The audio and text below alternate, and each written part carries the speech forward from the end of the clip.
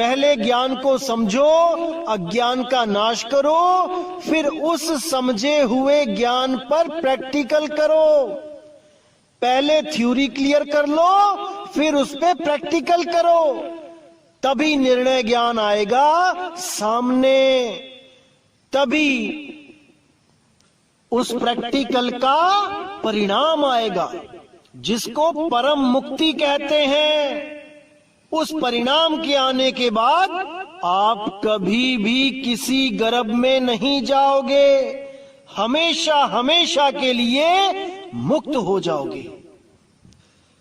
वैसे तो मैं समझ सकता हूं मेरे भाइयों कि आप हर चीज समझ रहे हैं, क्योंकि पिछले 2 सत्संग जो मैंने किए थे उसके रिगार्डिंग इतने मैसेज आए हैं, इतने फोन आए हैं, उससे पता लग जाता है कि आप लोगों की जो विवेक शक्ति है वो बढ़ती ही जा रही है। और बहुत खुशी भी होती है, क्योंकि मेरे यहां सत्संग करने का एक ही मकसद है कि आपको इतना विवेकी बना दूं कि कोई भी काल का दूत आपको भ्रमित ना कर पाए। बल्कि मैं तो इन सब पाखंडों को जड़ से खत्म करके केवल सुरत को शब्द में लगवाने आया हूं। इसके अलावा सब काल जाल है, कुछ भी करोगे इसके अलावा केवल और केवल गर्भ जून में ही आओगे। भरमते रहोगे, भटकते रहोगे, जन्मते और मरते रहोगे। अगर शब्द में सूरत को नहीं संभाला तो इसीलिए मेरे भाइयों हमेशा ही कहता आया हूं कि केवल एक और केवल एक विधि है परमात्मा को पाने की, वो है विहंगम योग, केवल विहंगम योग। और विहंगम योग क्या होता है मैंने कई बार समझाया है। सीधे सुरती को शब्द में लगाना ही विहंगम योग है, ना कि 2, 3, 4, 5 पड़ाव पार कर करके जाना विहंगम योग है, बिल्कुल नहीं। तो इसी को आज क्लियर करेंगे कि आखिर करना क्या है। कुछ लोग श्वासों पे ध्यान लगाने लग जाते हैं और सोचते हैं कि हम विहंगम योग कर रहे हैं। अरे श्वास तो खुद टूटी हुई है 2 हिस्सों में, एक आती है एक जाती है। किस विहंगम योग की बात करते हो आप? ये तो एक झूला है, कभी ऊपर जाता है कभी नीचे जाता है। सुरती को अडोल शब्द में लगने से रोकता है ये श्वासों का हिंडोला। तो आज की वाणी में यही क्लियर करेंगे कि करना क्या है। तो क्या कहती है वाणी?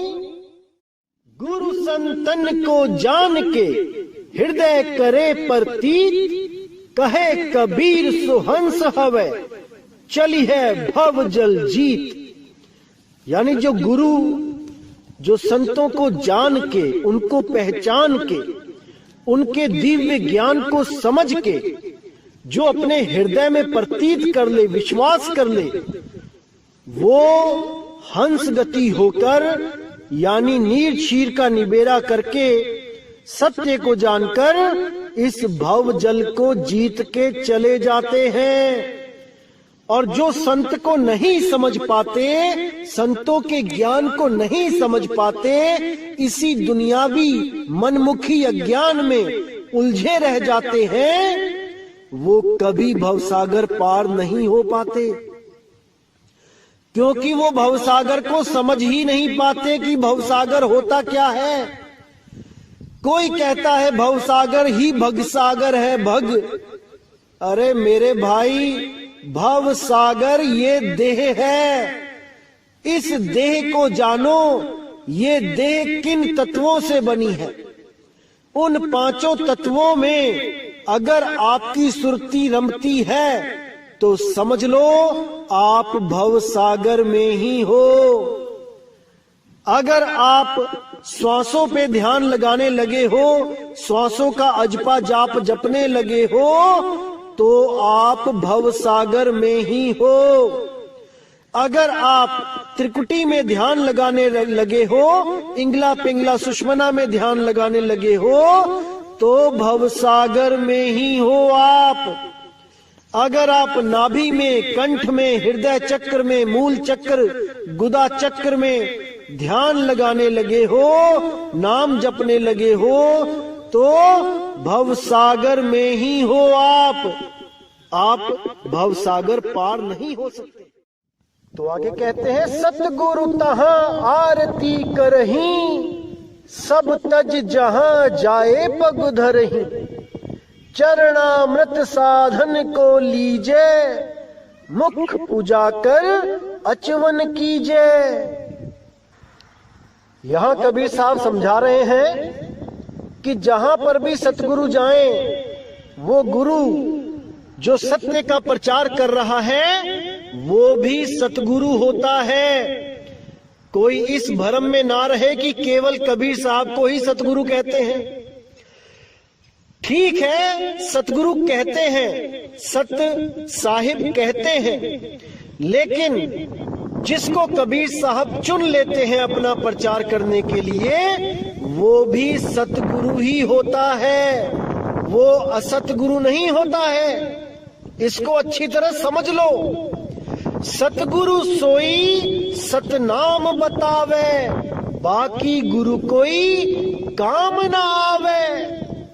अब जो सतनाम है वो क्या है, उसको जानना है। उसको जनवाने वाला गुरु ही सतगुरु है। अब कुछ लोग क्या करते हैं, जो सोहंग के पुजारी हैं, वो सतनाम को सोहंग फिट कर देते हैं कि सतनाम ही सोहंग है। लेकिन कबीर साहब क्या कहते हैं, सोहंग सोहंग जपी मुआ, व्यर्थ जन्म गवाया। यानी सोहम सतनाम नहीं है। तो क्या है सतनाम, इसको जानना है।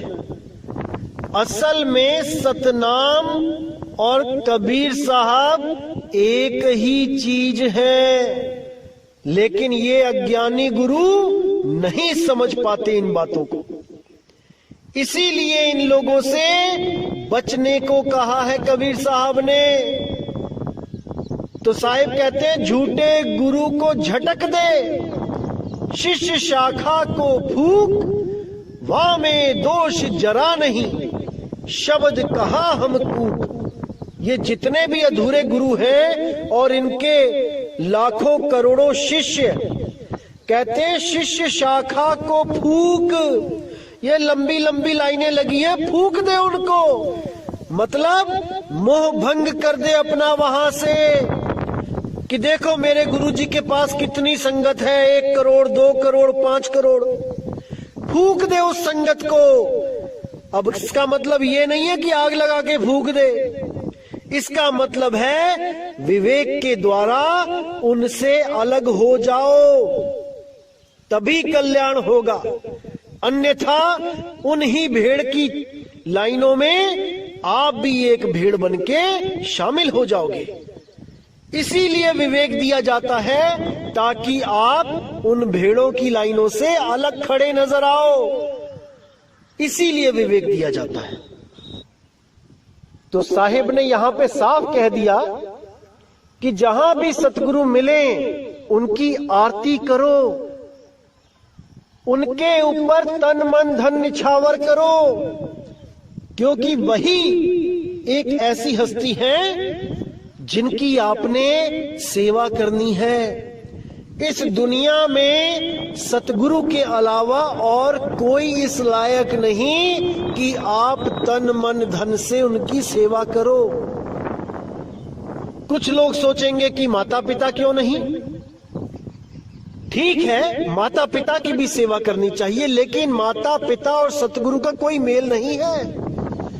कबीर साहब कहते हैं, माता पिता मिल जाएंगे 184 माही, सत भक्ति गुरु बंदगी फेर मिलेगी नहीं। यानी माता पिता तो हर जून में मिल जाएंगे। अगर आप गाय भेड़ बकरी भी बन जाते हो तब भी माता पिता आपको मिल जाएंगे, लेकिन किसी जून में सत भक्ति सेवा बंदगी नहीं मिलेगी। इसलिए इस जन्म में सतगुरु की सेवा कर लेनी चाहिए। तो आगे कहते हैं, चरणामृत साधन को लीजे, मुख पुजा कर अचवन कीजे। यानी गुरु का चरणामृत लेना चाहिए और साधना करनी चाहिए। चरणामृत लेने का बहुत बड़ा महत्व होता है। इससे साधना में लगन लगती है, साधना बहुत अच्छी बनने लग जाती है गुरु का चरणामृत लेने से। तो ध्यान देने योग्य जो बात है यहाँ पे, कि यहाँ पे सतगुरु की आरती करने को, उन पे तन मन धन अर्पण करने को, उनका चरणामृत लेने को और भोजन करवा के उनका मुख साफ करने के लिए पानी देने को, ये सब जो बातें बताई गई हैं, ये किस गुरु के बारे में बताया गया है ये जानना है। जैसे कि आपको पता है कि कबीर साहब तो 5 तत्व के हैं नहीं जो वो भोजन करेंगे, क्योंकि वाणी भी प्रमाणित करती है कि पानी से पैदा नहीं श्वासा नहीं शरीर, अन्न आहार करते नहीं वाको नाम कबीर। तो जब कबीर साहब अन्न आहार करते नहीं तो यहां पे सतगुरु किसके लिए लिखा गया है, विचार करना है। क्योंकि कई YouTube चैनल में ऐसे मनमुखी लोग सत्संग करने लग गए हैं और अपनी मनमुखी बातें बता के आप लोगों को भ्रमित करने लग गए हैं कि कबीर साहब के अलावा सतगुरु कोई लगा ही नहीं सकता। अरे यहाँ स्वयं कबीर साहब सतगुरु की उपाधि दे रहे हैं उस गुरु को, और उसका चरणामृत लेने के लिए भी बोल रहे हैं और उनको भोजन करा के सेवा करने के लिए भी बोल रहे हैं। तो इसको अच्छी तरह समझ लो मेरे भाइयों, क्योंकि ऐसे निगुरे लोग आपको भी निगुरा बनाने में कोई कसर नहीं छोड़ेंगे। ये तो चाहते ही हैं कि जैसे हमने कोई गुरु धारण नहीं किया वैसे ही आप भी ना करो। बातें तो करेंगे ये लोग कबीर साहब की, लेकिन गुरु से नफरत करवा देंगे। जबकि कबीर साहब ने साफ बोला है कि बिना गुरु के ज्ञान नहीं हो सकता। परमात्मा और गुरु अगर एक साथ भी खड़े होकर दर्शन दे दे तो गुरु के पहले चरण छुओ, साफ बोला है। लेकिन ये बातें इन लोगों के दिमाग में नहीं जाने वाली, क्योंकि ये अपने ही मन के द्वारा पूर्णतः भ्रमित हो चुके हैं, अपने ही मन से भ्रमित किए जा चुके हैं। अभी इनको यही नहीं समझ में आ रहा कि जो इनके अंदर से एक आवाज आती है कि नहीं गुरु धारण नहीं करना चाहिए, ये आवाज किसकी है। जिस दिन ये लोग इस आवाज को समझ गए कि किसकी है, उस दिन इनको रोते नहीं बनेगा। अभी तो हंसते हैं ये लोग, लेकिन जब इनको समझ में आ गया कि ये काल अंदर से प्रेरणा दे रहा था कि गुरु धारण मत करना, और इन्होंने उस काल की आवाज को मान लिया और इन्होंने जीवन भर गुरु नहीं धारण किया और केवल किताबें पढ़ के अपने आप ही उस सिद्धांत तक पहुंचने की कोशिश करी, जिसके लिए कबीर साहब ने कहा है, कोटि जन्म का पंथ था पल में दिया पहुंचाए, सतगुरु बड़े दयाल हैं जो भेद दिया बतलाए। वो सतगुरु भेद बताता है, ये किताबों से भेद नहीं पता चल पाता, क्योंकि किताबों में वो भेद दिया ही नहीं गया है। 33 अरब ज्ञान हम भाखा, मूल ज्ञान गुप्त कर राखा। इन ग्रंथों में वो है ही नहीं जो तुम सोच रहे हो कि ग्रंथ को पढ़ के मुझे मूल ज्ञान समझ में आ जाएगा। इसलिए मेरे भाई विवेक लगाओ, विचार करो, अभी समय है, और ऐसे लोगों के चंगुल में मत फंसो। साहिब बंदी। तो आगे साहिब कहते हैं, गुरु की दया निरखत रही, निंदा रूप न कबहू करई। नी अक्षर सुमिरो चितलाई, जासो आवा गमन नसाई। कि गुरु की दया हमेशा निरखते रहिए, वो जरूर होगी, वो दयाल आप पे जरूर दया करेगा। निंदा रूप न कबहू करई, कभी सपने में भी गुरु की निंदा नहीं करनी है। नी अक्षर सुमिरो चितलाई, उस नी अक्षर नाम को हमेशा याद करते रहो, उसमें अपना सुरती को टिकाते रहो। जासो आवागमन नसाई, जिससे आपका आवागमन सदा सदा के लिए समाप्त हो जाए। नी अक्षर को निरखे भावा, देह छोड़ सतलोक सिधावा। गुरु के वचन सोच कर माना, नाम बिना मिथ्या जग जाना। और न देख और नहीं पेख है, निस दिन पल पल नाम विवेक है। तो यहां पे बिल्कुल क्लियर कर दिया कि केवल भाव नी अक्षर के लिए होना चाहिए। इन अक्षर ज्ञान के लिए कोई भाव मन में ना रखे कि कोई मंत्र मिलेगा तब मैं पार होऊंगा। वो अकह अनाम है, वो नी अक्षर नाम है। केवल भाव उसी के लिए होना चाहिए। देह छोड़ सतलोक सिधावा, इस देह को त्याग के हमेशा के लिए उस नी अक्षर में इस सुरत को समा जाना है। गुरु के वचन सोच कर माना, नाम बिना मिथ्या जग जाना। गुरु के वचन को समझ बूझ के विचार करके मान के इस दुनिया को झूठ समझ के हमेशा के लिए मोह रहित हो जाना है, तभी बात बनेगी मेरे भाई। और न देख और नहीं पेखे, निस दिन पल पल नाम विवेक है। कि उस नियक्षर नाम के अलावा और कहीं ना देखे, कहीं पे आस नहीं होनी चाहिए। पल पल उस नाम से विवेक करके उसको प्रकट करे, विवेक करके उसको जाने, तभी बात बनेगी। छूट पसारा देख जग, करनी दे बताए। एक नाम कह जान के, ता मैं रह समाए। बिल्कुल क्लियर कर दिया साहेब ने कि ये सारा जग का जो पसारा है, इसको झूठा समझ के दूर कर दो। और उस एक नाम में, केवल एक नाम, 7 8 10 नाम नहीं कि कोई ओम कलियम हरियम से जुड़ के बैठ गया, कोई ज्योत निरंजन ओंकार आरंकार से जुड़ के बैठ गया, कोई किसी नाम से, कोई किसी नाम से। साहिब ने केवल एक नाम की बात करी है। एक नाम कह जान के, ता में रहे समाए। उसी एक नाम में हमेशा हमेशा के लिए समा जाए, वो स्वयं नाम हो जाए, तब समझो कि मुक्ति मिलेगी। नहीं तो इन्हीं नामों के चक्कर में उलझ उलझ के बार बार आना जाना पड़ेगा। तो आगे साहिब कहते हैं, करम भरम की छोड़ ही आशा, एक नाम सो कर विश्वासा। कुल की लज्जा भरम न सावे, ऐसी रहनी साध कहावे। यह विधि सो तुम पंथ चलाओ, जन्म जन्म को पाप न साओ। वंश तुम्हार लोग कह जाई, नाम बिना बूढ़ी दुनियाई। नाम जान सो वंश तुम्हारा, बिना नाम बूढ़ा संसारा। नाम पार नहीं वेद न पावा, नेति नेति कर सब गह गोहरावा। अब कितना यहाँ पे क्लियर कर दिया साहिब ने कि सब कर्म भरम छोड़ के, कर्म भरम में क्या आता है, ये सब पूजा पाठ नारियल पान ये सब छोड़ के एक नाम सो कर विश्वासा, केवल एक नाम पे विश्वास करो, उस निज नाम पे विश्वास करो, उस नियक्षर नाम पे विश्वास करो। ना कि नारियल फुड़वा के 5 नाम जपने के लिए दे दिए।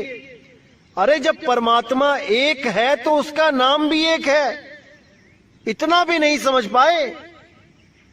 तो क्या कहते हैं, कुल की लज्जा भरम न सावे, ऐसी रहनी साध कहावे। वो ये भी ना सोचे कि मैं राजपूत हूं, मैं ब्राह्मण हूं, मैं कोई बानिया हूं, किसी समाज का हूं। नहीं, जब वो परमात्मा को प्रेम करता है तो वो जीव है और उसको पाना है केवल पीव को। बीच में कुछ नहीं, कोई जात नहीं, कोई पात नहीं, कोई मंदिर नहीं, कोई मस्जिद नहीं, कुछ नहीं। यह विधि सो तुम पंथ चलाओ, जन्म जन्म को पाप नसाओ। इस विधि से तुम पंथ चलाना धर्मदास, और जन्म जन्म के लोगों के जो पाप हैं उनको नष्ट करवा देना। वंश तुम्हारा लोक कह जाई, नाम बिना बूढ़ी दुनियाई। नाम जान सो वंश तुम्हारा, बिना नाम बूढ़ा संसारा। कि जो भी तुम्हारे वंश में आएगा वो तर जाएगा। किस वंश में? गुरु शिष्य वंश में, ना कि गुरु पुत्र वंश में। नाम बिना बूढ़ी दुनियाई, नाम के बिना सारी दुनिया बूढ़ेगी यानी डूबेगी। नाम जान सो वंश तुम्हारा, जो तुम्हारा अके अनाम, वो नियक्षर नाम जानता है वही तुम्हारा वंश है। जो ये 5 नाम देते हैं ये तुम्हारा वंश नहीं है, ये काल घुसा हुआ है तुम्हारे वंश में। तो साहिब कहते हैं नाम जान सो वंश तुम्हारा, जो तुम्हारे नाम को जानते हैं वही तुम्हारा वंश है। बिना नाम बूढ़ा संसारा, बिना नाम के सारा संसार भी बूढ़ेगा, और ये जो गद्दियों पे बैठे हैं 5-5 नाम देते हैं ये भी बूढ़ेंगे, क्योंकि ये भी संसारी गुरु हैं, ये तुम्हारे वंशज नहीं हैं। ये केवल नाम के वंशज हैं, काम के वंशज नहीं हैं। नाम पार नहीं वेद न पावा, नेति नेति कर सब गोहरावा। कि इस नाम को वेद भी नहीं जान पाए, और जो ये गुरु लोग वेदों की दुहाई देते हैं कि वेदों में कबीर साहब ने साधना बताई है वेदों के द्वारा, ये सब झूठ बोलते हैं। कबीर साहब तो कहते हैं वेद हमारा भेद है, हम वेदन के माही, जौन भेद से मैं मिलूं, वेद हूं जानत नहीं। जब वेद जानते ही नहीं है तुम उसको खोल ही क्यों रहे हो? खोल के भी क्या मिलेगा? अगर कहीं चंद अक्षर ढूंढ भी लिए कबीर कबीर कबीर लिखा हुआ, तब भी वो जानते नहीं है कबीर को। खोलना ना खोलना एक बराबर है। तो जब हम वेद, पुराण, गीता और भी कई ग्रंथ जब हम पढ़ते हैं, तो जैसे मैंने पुराण में भी दिखाया था कि वहां पर सोहंग नाम दिया हुआ था, मंत्र दिया हुआ था, और उसके कई हजार जाप करने की बात की गई थी। इसी प्रकार कई हजार जाप करने के बाद सोहंग के तब जीव ब्रह्म अवस्था को प्राप्त होता है। अब कुछ कबीर पंथी भी ऐसे हैं जो सोहंग नाम से, सोहंग अजपा जाप जपवा के परमात्मा प्राप्त करने का दावा करते हैं, और श्वासों पे ही ध्यान लगाते हैं, श्वासों को ही सत्य मानते हैं, और ये दावा भी करते हैं कि कबीर साहब ने हमेशा श्वासों पे ही ध्यान लगाने की बात करी है, जबकि वो सत्य को नहीं जानते। कबीर साहब ने तो श्वासा को बंधन बोला है कि इस सांस के द्वारा ही जीव बंधन में है। अगर इस सांस से वो अपने आप को अलग कर ले तो इस जीव को पकड़ने वाला कोई नहीं। ये सुरती हमेशा के लिए जीव अवस्था से पीव अवस्था में प्राप्त हो जाएगी, चली जाएगी।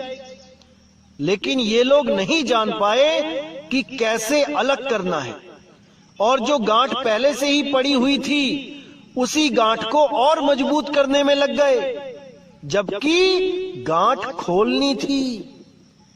तो कैसे ये पवन के साथ सुरती का मेल हो जाता है और बंधन में आ जाता है, इसका जिक्र करते हुए कबीर साहब ने वाणी में क्या बोला है, आइए देखते हैं। तो साहिब कहते हैं, काया भरम भेद अधिकारा, नीर पवन दो ही यस बैठारा, नीर नाम ते उत्पत्ति होई, नीर ही साधे मरे न कोई। यहां पे कबीर साहब काल जाल के बारे में बता रहे हैं कि कैसे काल ने जुगत लगा के इस जीव को उलझाया है। किन दो तत्वों में सबसे ज्यादा जीव को उलझा रखा है, वो है नीर और पवन।